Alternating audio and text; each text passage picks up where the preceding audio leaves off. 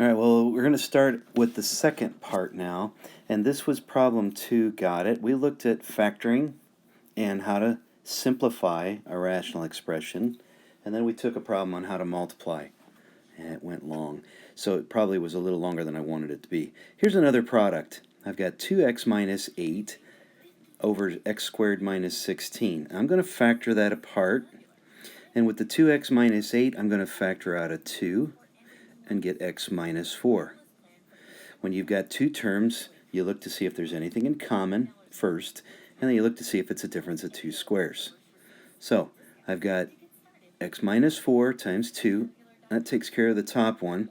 On the bottom, I've got x squared minus 16. Nothing in common, but it is a difference of two squares, perfect squares. So we're going to go with x plus 4, x minus 4. And then we're not looking at that one again. The trinomial on the second fraction, or rational expression, would again split the x's. Factors of 4, sum of 5, plus 4, plus 1. And on the bottom, we would have x is split. Factors of 16, sum of 8. Yeah, that'd be plus 4, plus 4. All right, so as I look at those, first thing I want to do, find the restrictions. Okay, and my restrictions are going to be these guys down here in the bottom. Okay, well, x plus 4 would be x cannot equal negative 4, x minus 4, x cannot equal positive 4. And this is negative 4, and this one would be negative 4, so we basically have 3 factors of negative 4, 1 factor of positive 4, and that takes care of our restrictions. Just by setting each of these terms equal to 0. Okay, x plus 4 equals 0, and once I've got it, that gives me the x equals negative 4. I don't need to repeat it, so we're done with this one and this one. All right? And then with the x minus 4, add 4, set that equal to 0, and you'll get your x equals 4. Those are the two that cannot happen, and so we call those restrictions. All right, now I'm going to rewrite and cancel. So 2 times x minus 4 from the first term over x plus 4, x minus 4.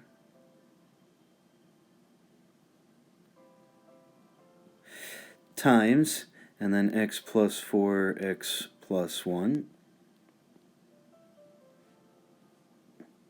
Over x plus 4, x plus 4. And then we're going to cancel, like terms. Let's go ahead and throw that common bar across there since it is times, all right? And we will cancel out the minus 4 and the minus 4 in the first part there. And then I see a plus 4 and a plus 4. We'll cancel those out. Okay, now that leaves me with a, let's get a different color highlighter here. That leaves me with a 2 and an x plus 1, an x plus 4 downstairs, and another x plus 4 downstairs. So as I rewrite those, I'm going to get 2 times x plus 1 over x plus 4 times x plus 4, or, like we did in our warm-up yesterday, x plus 4 squared. That would be my simplified form. Double check and make sure there's nothing there that's in common, and there isn't.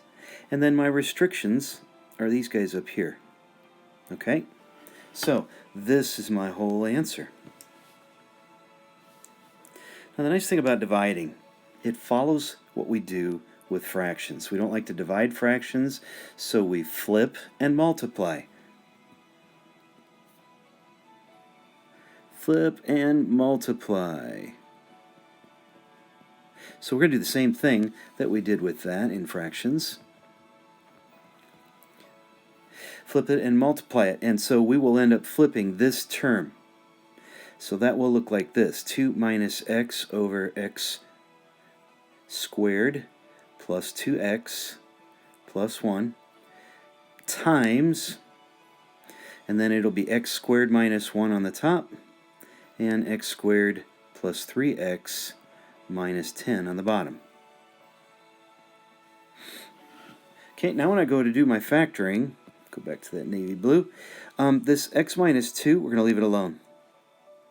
Down here, we'll break this down. Factors would split the x's. Factors of 1, sum of 2, that would be plus 1 plus 1.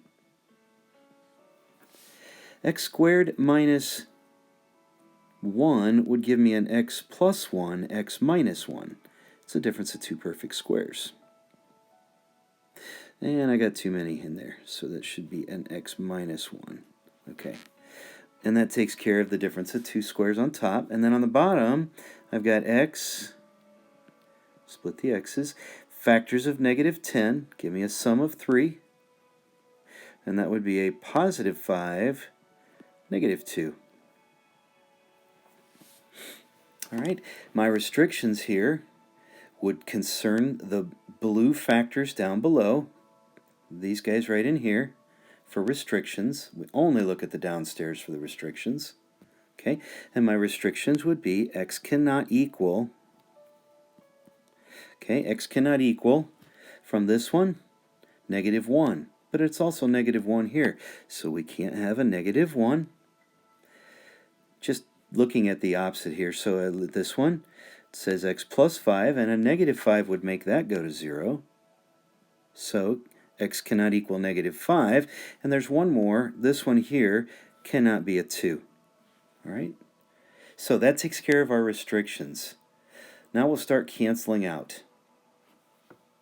All right, let me go to, let's go to a green here. So I'm going to cancel out an x plus 1 and an x plus 1. And let's see.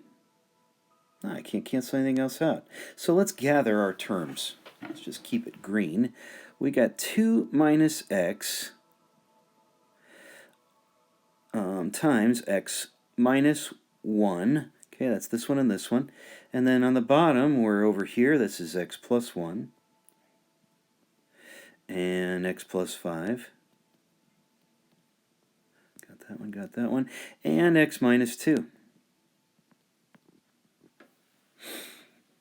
Wow. I see the 2's here, don't you? You see those? This one and this one? Those are close, aren't they? Minus 1 and plus 1 doesn't help us here, but 2 minus x and x minus 2. Those guys are actually exact opposites. And there's a property that is employed on this one. It's called the property of negative 1. Let's see if I can get that inside there. Property of negative 1. And if you factor out a negative 1 on this, look what happens. You're going to make that a negative 2 and a positive x, or x minus 2. Look at it really carefully. Okay, so if I flip those two terms around, let me get that out of there. If I flip those two terms around, then this would give me, let's just go ahead and over here, negative 1 times, flip it around, x minus 2. And then you have your x minus 1, and that's the top. On the bottom, x plus 1, x plus 5, excuse me, and x minus 2. Now, why did we call this the property of negative 1? Well, because when I'm done canceling here, all I'm going to be left with is the negative 1. So this is called the property of negative 1. And I will take these guys out of here, and I will end up with negative 1 times x minus 1 over x plus 1, x plus 5. And there's my simplified form. Now, you can reduce this to just be a negative sign if you want, or you can leave it as negative 1. Your restrictions are up here, and your final simplified form is there. Okay, go to the next one. Here again, a division. because it's a division, we're going to flip it and multiply. So we'll put the 2x squared on top, minus 6x, and on the bottom we'll put the x squared minus 1. See if I can write this a little cleaner. The x squared plus 5x plus 4 does not change. And x squared plus x minus 12 stays. Now we're going to factor. Okay, let me change colors again. Let's go to that dark blue. I like that. So we're going to factor.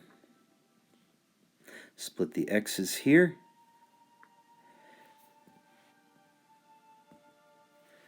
I'm going to go back. That's a little better. Factors of 4, sum of 5 would be plus 4 plus 1. And that takes care of this guy. Down below, eyeglasses, factors of negative 12, sum of 1. So my two factors have to be close together. Because it's negative, the larger, because this middle term is positive, the larger will be positive. And if you were thinking 4 and 3, you're right. It'd be x plus 4, x minus 3, and that will give us positive 1. You do your insides and outsides to get that. Here I've got a common factor of 2, but also see I've got a common factor of x. So take out your greatest common factor. It's going to leave me with x minus 3. Takes care of those guys. And x squared minus 1 is going to be difference of 2 squares. So x plus 1, x minus 1. That takes care of this guy. Now, restrictions. Are there any? Yeah, there are. Okay, so let's take a look at it. Down below, again, we're looking at the bottom. These guys down here. Any of those go to 0, we're in trouble because it's a product. So we can't have any of those going to 0. Let's change and go to brown. So we're going to say that x cannot equal. Here we would get a negative 4. Here we would get a positive 3, because 3 minus 3 would be 0. Here we would get a negative 1, excuse me. And on this one we would get a positive 1. So x cannot equal those. Now if you want to put plus and minus 1, you may do that. All right, for the negative 1 and the positive 1. Now let's go ahead and cancel out. Let's go out and cancel out like terms. We'll go with this blue here. And I've got a plus 4 up here and a plus 4 down here. In fact, let me just take this out of there. Okay. Plus 4 and plus 4 will cancel. Oh, there's a minus 3 and a minus 3. And then plus 1 and plus 1 will cancel. And what's left over? Well, all I can see is 2x up there and x minus 1 down here. So we're going to get 2x on the top, x minus 1 on the bottom, and that is my simplified form. Do not try to cancel the x's. You cannot take a part of a binomial out and part of a monomial. It has to be either both monomials or both binomials, and they have to be exact. Okay? So if we had an x minus 1 factor on the top, we could cancel out the x minus 1s, or if we had a 2 or an x or a 2x on the bottom, we could cancel more. All right. Let's see. I think, yep, that's that for what I have for this one. And yeah, if you have any questions, contact me. I'm going to try to put together, hopefully it's already happened by the time you hear this video, but I am going to try to put together a chat meeting or some kind of conference online. I'll let you know more about that later. Hang in there, guys. See you later.